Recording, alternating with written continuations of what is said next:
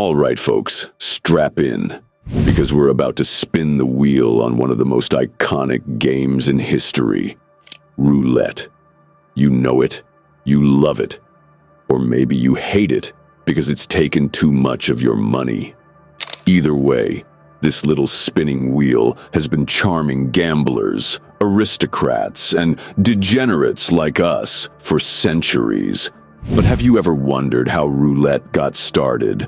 Spoiler alert, it involves math nerds, French salons, and a big ol' slice of human ambition. Let me take you back to 17th century France. Picture this: powdered wigs, fancy coats, and a dude named Blaise Pascal. Pascal was a genius. Seriously, the guy invented a bunch of math stuff we still use today. But he had one wild dream: creating a perpetual motion machine.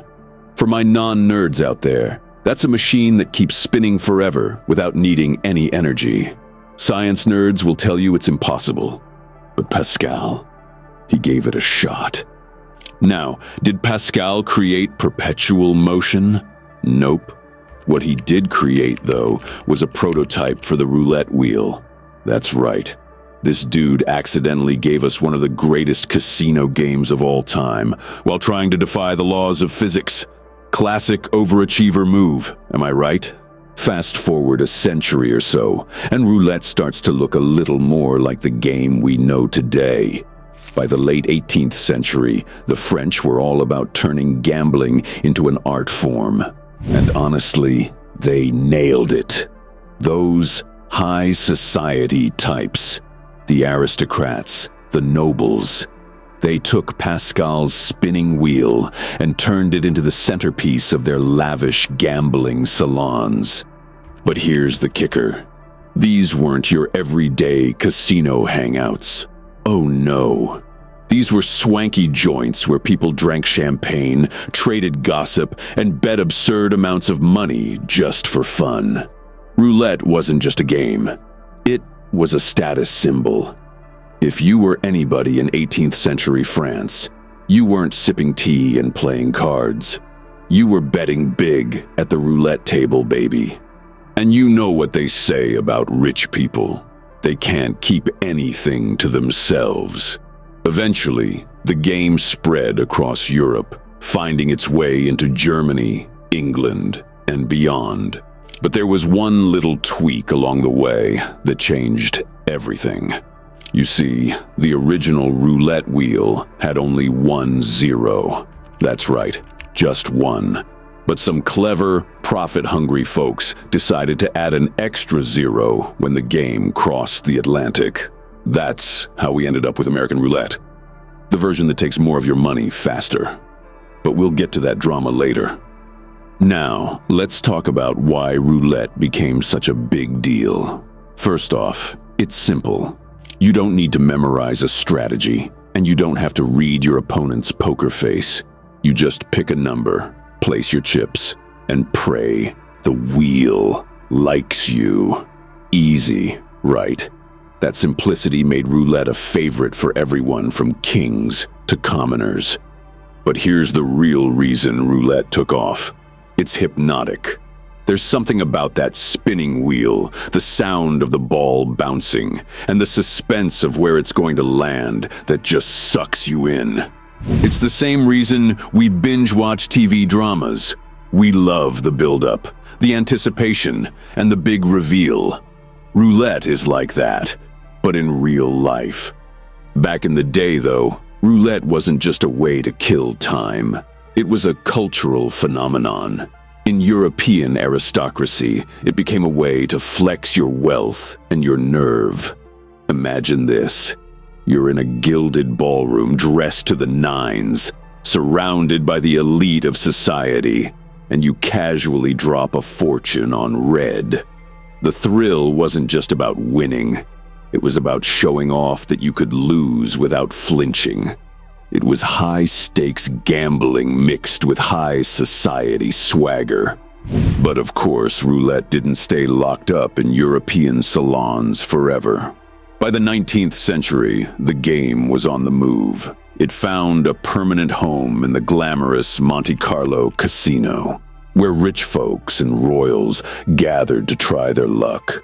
Monte Carlo became the epicenter of roulette culture, like a Vegas for the old world, but with way better architecture and fewer Elvis impersonators. Then, in true roulette fashion, the wheel kept spinning. Immigrants and travelers carried the game across the Atlantic to America, where it landed in Mississippi riverboats and eventually Las Vegas. But here's the thing about roulette in America. They added a second zero. Why? To make the game harder for players and more profitable for casinos. Classic American move, right?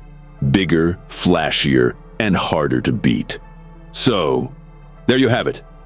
The wild ride of how roulette went from Blaise Pascal's failed science experiment to the centerpiece of casinos all over the world. It's a game built on chance, but its history is full of genius, ambition, and more than a little bit of drama. But don't get too comfortable. Now that you know where roulette came from, it's time to talk about what makes it tick. Let's talk about one of the biggest divides in the world of roulette: European versus American. Think of them like siblings. One's the classy, sophisticated older sibling who likes fine wine and single zeros. The other, the flashy younger one with a taste for double zeros and, let's be honest, taking your money faster.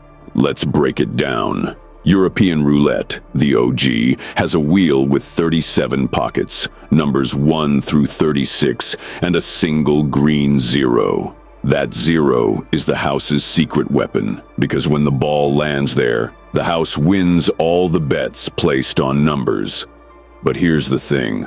With only 1 zero, European roulette gives the house a much smaller edge, just 2.7%.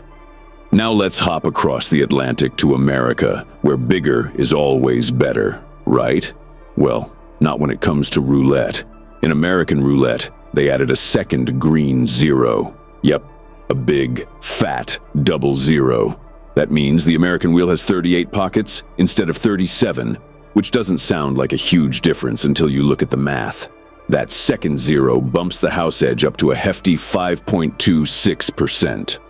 So, what does that mean for you, the player? Let's say you're betting $100 per spin. On a European wheel, the casino expects to keep about $2.70 of that in the long run. But on an American wheel, they're pocketing $5.26. Over time, that adds up. And trust me, the house loves that extra green pocket. Now, you might be wondering, why did America have to go and make roulette harder?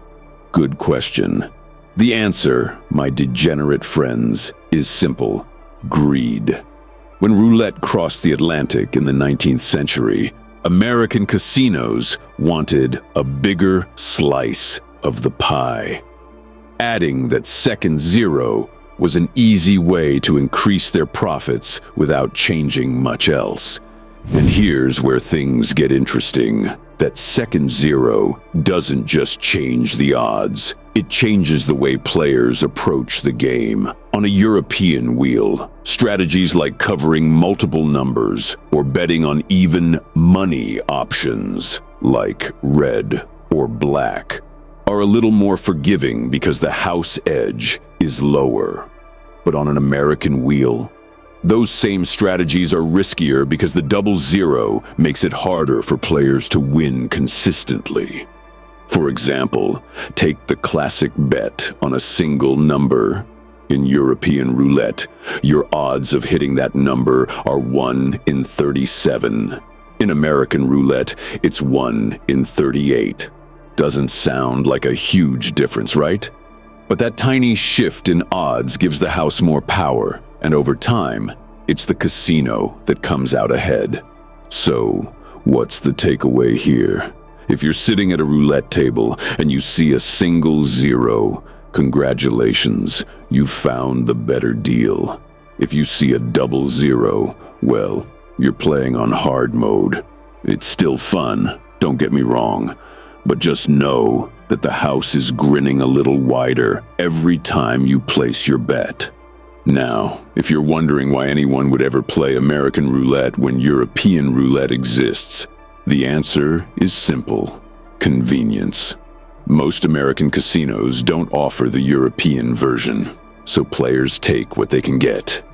And hey, some people love the challenge of beating the tougher odds. More power to them, right? So there you have it, the tale of two wheels. One's a little friendlier to your wallet, the other's a bit of a bully. But no matter which wheel you're spinning, the thrill of roulette stays the same. It's you, the ball, and the endless possibilities of where it'll land. Now, speaking of possibilities, have you ever wondered why roulette is called the devil's game? Spoiler alert, it has to do with some creepy math. It's more than just a spinning chunk of wood and metal. It's a masterpiece of design, chaos, and a little touch of devilish charm. Let me show you why. First off, let's talk numbers. A standard roulette wheel has numbers 1 to 36, alternating between red and black. And then, of course, there's that sneaky green 0, or 2, if you're spinning an American wheel. The numbers aren't just slapped on there in order either. They're arranged in a seemingly random pattern. But trust me, nothing about this wheel is random. The placement of the numbers is carefully designed to keep the game balanced and unpredictable. High and low numbers are distributed evenly around the wheel, as are odd and even numbers. The idea is to prevent players from spotting patterns or gaining any kind of edge by where they think the ball might land. It's chaos in the best possible way. Now let's get to the fun part, the creepy part. Did you know that if you add up all the numbers on a roulette wheel from 1 to 36, you get 666? Yep, the number of the beast. That's why roulette is sometimes called the devil's game. Coincidence? Maybe. Or maybe Blaise Pascal made a deal with the dark side to create this wheel. Either way, it's a fun little fact to drop at the table if you want to mess with your friends.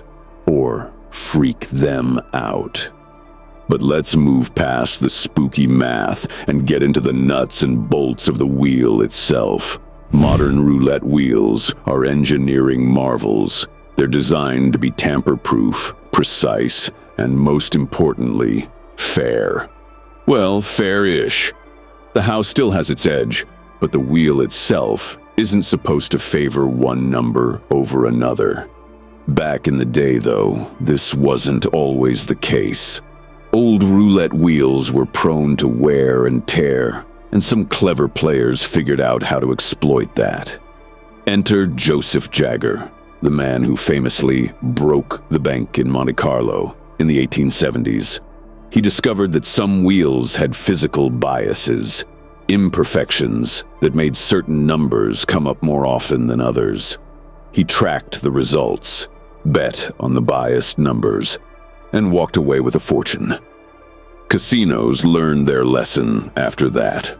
Modern wheels are built to eliminate these kinds of biases. The manufacturing process is insanely precise, down to the millimeter. The wheel and ball are made from materials that minimize wear, and the entire setup is meticulously checked for balance. Oh, and don't think for a second that casinos stop there. Surveillance cameras, computer tracking systems, and high-tech software monitor every spin. If a wheel starts showing even the slightest bias, it's pulled off the floor faster than you can say red or black. And let's not forget about tamper-proofing. You've probably seen those heist movies where someone rigs the roulette wheel with a magnet or some fancy gadget. In real life, good luck pulling that off. Modern wheels are designed with anti-cheating mechanisms that make them nearly impossible to manipulate. Plus, there's always a hawk-eyed dealer and a pit boss watching your every move. So, what does all this mean for you? It means that when you sit down at a roulette table, you're playing on a wheel that's been designed, tested, and monitored to keep things as fair and random as possible. Well, as random as a game with a built-in house edge can be. But here's the thing. Even with all the technology and precision, the magic of roulette is still alive. That little ball bouncing around the wheel, the anticipation as it slows down, the thrill of where it'll land. It's a perfect mix of chaos and control. And whether you believe it's the work of careful engineering or the devil himself, you can't deny it's one hell of a ride. All right, now that you know how the wheel works, let's take a step back and look at the strategies people swear by. Both the smart ones and the ones that'll drain your bankroll faster than you can say, all on red. We're diving into the myths and misconceptions of roulette betting strategies, famous players, and legendary spins. Let's talk about the people who didn't just play roulette. They made it legendary. We're talking about the risk-takers, the strategists, and let's be real, the straight-up maniacs who put it all on the line for a shot at glory. These are the players and spins that turned roulette into more than just a game. It's a legacy. Let's start with the OG roulette legend, Joseph Jagger, aka the man who broke the bank. Now, back in the 1870s, Jagger wasn't just some lucky gambler. He was a freaking engineer. He figured out that roulette wheels in Monte Carlo weren't as perfect as casinos wanted people to think. Some wheels had physical flaws, imbalances that made certain numbers come up more often. So what did Jagger do? He didn't just roll in and start throwing chips around. No, he hired a team to record thousands of spins on multiple wheels. When he found a biased wheel, he bet big. And let me tell you, the man cleaned up. We're talking so much money that the casino had to change the wheels and reconfigure their entire floor. Jagger didn't just beat the odds. He rewrote them. Fast forward about a century, and we get Ashley Revel, the guy who turned roulette into a global spectacle. In 2004, this British daredevil decided to sell everything he owned, his house, his car, even his clothes, and bet his entire life savings on a single spin of the roulette wheel. Yeah, you heard me right. One spin, red or black. No pressure, right? So there he was, in a casino in Las Vegas, with $135,300 riding on red. The ball spun. The crowd held their breath. And boom, red. The guy doubled his life savings in a matter of seconds. Now, you'd think someone who pulled off a stunt like that would keep the money and live happily ever after. But not Revel. He used his winnings to start a poker website and, well, let's just say it didn't pan out. Still, the man's got guts and a story that'll outlive any jackpot. Now that we've spun through some legendary moments, let's dig deeper into why people keep chasing those moments, even when the odds are against them. Up next, we're diving into the myths and strategies that players swear by, and why most of them don't work. Spoiler alert, the wheel always wins. But not every roulette legend is about genius or guts. Some of them are just plain weird. Take Charles Wells, for example, the guy who broke the bank at Monte Carlo in 1891. Unlike Jagger, who used science, Wells claimed his winning streak came down to nothing more than luck. He walked into the casino with a few thousand francs and left with over $1 million. The kicker: He did it by betting on the same numbers over and over again, insisting they were his lucky numbers.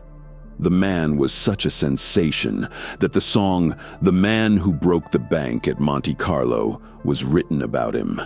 Of course, he eventually lost everything. Classic gambler move.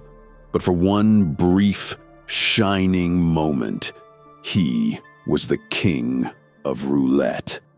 Then there are the gamblers who go full-on eccentric. You've got players who bet exclusively on birthdays, anniversaries, or even their favorite jersey numbers. There's the story of Sean Connery. Yes, the Sean Connery, who, in 1963, bet on the number 17 3 times in a row in an Italian casino. And guess what? It hit 3 times in a row. Now, was it luck, divine intervention, or just 007 charm? You decide. These stories aren't just fun to tell. They're part of why roulette has this larger-than-life mystique. They remind us that roulette isn't just about the odds or the house edge. It's about the people who dare to defy them. These players and their legendary spins keep the dream alive. They make you think, hey, maybe I could be the next one to make history. But here's the truth. For every Joseph Jagger or Ashley Revel, there are thousands of players who've walked away broke. Roulette is a game of chance, and the wheel doesn't care about your dreams. Still, those rare moments when someone beats the odds, they're what make roulette more than just a game. They make it a story worth telling. Now that we've spun through some legendary moments, let's dig deeper into why people keep chasing those moments, even when the odds are against them. First, let's get to the basics. When you watch that little white ball zip around the roulette wheel, you're seeing physics in action. The croupier, the dealer, spins the wheel one way and sends the ball flying in the opposite direction along the outer rim. Eventually, gravity and friction do their thing. The ball slows down, and it starts bouncing around like a caffeinated squirrel before finally landing in one of those numbered pockets. Simple, right? Not so fast. The ball's journey from the spin to its final resting place is anything but straightforward. Here's where things get interesting. Roulette is what scientists call a dynamic system. That's just a fancy way of saying it's governed by a bunch of constantly changing variables. The speed of the wheel, the speed of the ball, the angle of the rim, the bounce. All these factors combine to create a system so complex, it's practically impossible to predict. And that's why roulette feels so random. Even if you could measure every single variable, speed, force, angle, you'd still have to deal with one major wild card, the bounce. The ball doesn't just drop neatly into a pocket. It bounces, it ricochets, it rolls unpredictably. And that bounce is what makes the game feel like pure chaos. But here's the kicker. Chaos doesn't mean completely random. Back in the day, some very clever folks realized that roulette wheels weren't always perfect. Enter the concept of wheel bias. Basically, early roulette wheels were often just a little bit off. Maybe the rim wasn't perfectly level, or the pockets weren't all the same size, or the ball favored certain spots because of wear and tear. These tiny imperfections could create patterns, biases, that made certain numbers or sections more likely to hit. And this is where we meet the early physics-based cheats. Remember Joseph Jagger, the guy who broke the bank at Monte Carlo? He wasn't just lucky. He was smart. Jagger hired a team to track thousands of spins on different wheels, looking for patterns. When he found a biased wheel, he pounced, betting on the numbers that hit more often. It's human nature to want to beat the system. So, let's break down these so-called strategies, why they fail, and why we keep falling for them anyway. First up, the big one, the martingale system. Ah, yes. The old just double your bet every time you lose trick. Sounds brilliant, right? If you keep doubling your bet, you'll eventually win back everything you lost, plus a little extra. But here's the problem. It works great in theory and horribly in reality. Why? 2 words: table limits. Most roulette tables have a maximum bet. So unless you're playing at a table with no limit and have an infinite bankroll, you're going to hit a wall. Let's say you start with a $10 bet and lose 6 times in a row.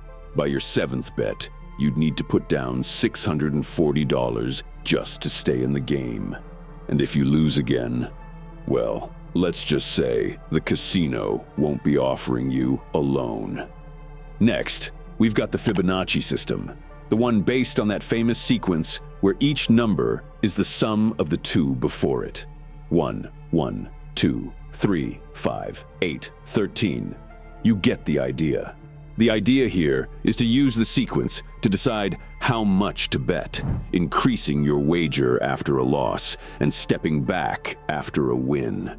Sounds clever, right? Except it's just another way to mask the same flaw as the martingale. Roulette is random. The wheel doesn't care about your sequence or your strategy. You're still just chasing losses in a game designed to keep the house ahead. Then there's the D'Alembert system, the safer version of martingale. Instead of doubling your bet after a loss, you just increase it by 1 unit.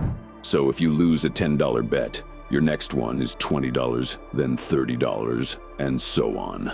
Sounds less risky, right? Sure, until you hit a long losing streak. And trust me, losing streaks in roulette are about as common as bad buffet food in a casino. Eventually, the system crumbles under the same weight. The house edge is always there, nibbling away at your bankroll. Now, let's talk about why these strategies fail on a fundamental level. Roulette is governed by randomness. Each spin of the wheel is an independent event, meaning the outcome of one spin has absolutely no effect on the next. The ball doesn't care if it landed on red the last 5 times. It doesn't think, sure, until you hit a long losing streak. And trust me, losing streaks in roulette are about as common as bad buffet food in a casino. Eventually, the system crumbles under the same weight. The house edge is always there, nibbling away at your bankroll. Now, let's talk about why these strategies fail on a fundamental level. Roulette is governed by randomness. Each spin of the wheel is an independent event, meaning the outcome of one spin has absolutely no effect on the next. The ball doesn't care if it landed on red the last 5 times. It doesn't think, oh, I better hit black now to balance things out. That's just us humans projecting patterns onto randomness. And speaking of patterns, let's address the obsession with hot numbers and lucky streaks.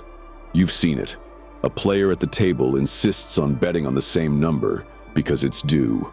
Or they avoid a number because it just hit. This is what psychologists call the gambler's fallacy, the mistaken belief that past outcomes influence future ones in a random game. Here's the hard truth.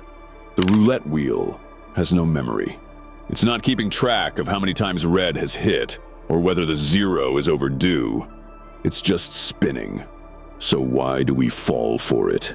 Well, it's partly because we're wired to see patterns, even where none exist. It's the same reason we see shapes in clouds or faces in toast. Our brains love to connect dots. Add in the emotional high of gambling, and suddenly, every little coincidence feels like a sign from the universe. But let's be clear. Casinos know this. They rely on it. The flashing boards that show recent numbers, the ones with big red streaks and black streaks, those are there to mess with your head. They want you to think you found a pattern, even though you haven't. And the more you chase those patterns, the more money the house makes. So, what's the takeaway here? Simple. Roulette is a game of chance, not strategy. The best approach? Set a budget, place your bets for fun, and enjoy the ride. Because at the end of the day, the wheel doesn't care about your system, your streaks, or your lucky number. It just spins. All right, now that we've debunked the myths, let's talk about the psychology of why we keep playing, even when we know the odds are against us. I know. Math isn't exactly what you came here for. But trust me, roulette and probability go hand in hand. And understanding how the math works is the first step to realizing why the house always has the edge, no matter how much you love those lucky numbers. So let's dive in. First things first, probability. At its core, probability is the likelihood that something will happen. When it comes to roulette, each number or color on the wheel has a probability of being hit. For example, in European roulette, there are 37 pockets, 1 to 36, plus a single 0. That means the probability of the ball landing on any single number is 1 in 37, or about 2.7%. Now, in American roulette, we've got that extra double 0, bringing the total to 38 pockets. So your odds of hitting a specific number drop to 1 in 38, or about 2.63%. Doesn't seem like a big difference, right? But over time, that tiny sliver of a percentage makes a huge impact. Here's where things get really interesting. Every spin of the roulette wheel is an independent event. What does that mean? It means the outcome of one spin has absolutely no effect on the next. If the ball lands on red 10 times in a row, it doesn't make black any more likely on the next spin. The probabilities reset every single time. That's why concepts like hot numbers or due numbers are just psychological tricks. The wheel has no memory. Now let's talk about expected value. This is a fancy way of saying, what do you expect to win or lose on average in the long run? For roulette, it's not great news. In European roulette, the house edge is 2.7%. That means for every $100 you bet, the casino expects to keep $270. In American roulette, the house edge jumps to 5.26%, or $526 for every $100 wagered. Over time, this adds up. The more you play, the more likely it is that the casino walks away with your money. To really hammer this home, let's use a real-life example. Imagine you're betting $10 on red for 100 spins. In European roulette, you'd expect to lose about $27 over those 100 spins. In American roulette, that loss jumps to about $53. And that's assuming you're betting smart and sticking to even money bets. Start placing those single number bets, and your losses rack up even faster. Here's another concept that's worth knowing: standard deviation. This is the math behind the swings. Those wild streaks where you feel like you can't lose, followed by the brutal stretches where you can't seem to win anything. Standard deviation explains why gambling feels so unpredictable in the short term. You might hit a crazy streak where you're up hundreds of dollars, but over time, the house edge pulls you back down to reality. Now, here's the thing about roulette and probability. It's not just gamblers who are fascinated by it. Mathematicians love this stuff too. The roulette wheel is like a perfect little model of randomness, chaos, and order, all wrapped into one. People have spent centuries studying the probabilities of roulette, trying to find patterns or systems that could crack the game. Spoiler alert, they haven't. Even Albert Einstein, yes, that Einstein, had something to say about roulette.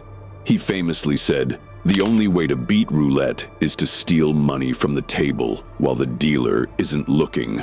If a guy who figured out the theory of relativity couldn't beat the wheel, what chance do the rest of us have? So, what's the big takeaway here? It's simple. Roulette is a game of uncertainty, but it's not completely random. Probability governs every spin, and the house edge ensures that in the long run, the casino always comes out on top. You might get lucky in the short term. Heck, you might even hit a streak that makes you feel invincible. But the math is always lurking in the background, waiting to bring you back down to earth. Now that we've tackled the math, let's switch gears and talk about something a little less logical and a lot more human. So there you have it, folks. The beautiful chaos of Roulette laid bare. We've taken a deep dive into its history, broken down the mechanics, debunked the myths, and even thrown in a bit of math for good measure. If you're still with me after all that, congratulations. You officially know more about roulette than the average person tossing chips around in a casino.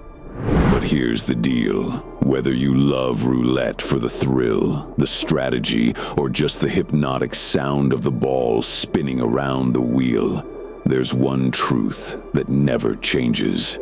The house always has the edge. That's not me being cynical, that's just math. So, play for the fun, not the payday. Set your limits, soak in the ride, and when the wheels stop spinning, make sure you can walk away with your dignity intact, or at least a good story to tell. Now, before we spin out of here, let's talk about what's coming next. If you thought Chapter 1 was enlightening, just wait until Chapter 2. We're about to go even deeper, diving into the psychological side of roulette. Why we're drawn to the wheel, the tricks casinos use to keep us spinning, and how it gets under our skin. Trust me, it's going to be a wild ride. And hey, if you enjoyed hanging out with me, whether you laughed, learned, or just realized why your last roulette strategy didn't work, do me a favor. Hit that like button and subscribe to the channel. It costs you nothing but keeps me fueled up to bring you more spins through gambling's wildest stories. Got a roulette tale of your own? A crazy bet? A favorite number? Or maybe that time you were sure red was due? Drop it in the comments. I'd love to hear it. All right, my fellow gamblers and wheel enthusiasts, that's it for Chapter 1. Until next time, may your bets be bold, your spins be lucky, and your drinks always be on the house.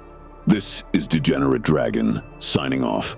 See you in Chapter 2, or at least in the comments section.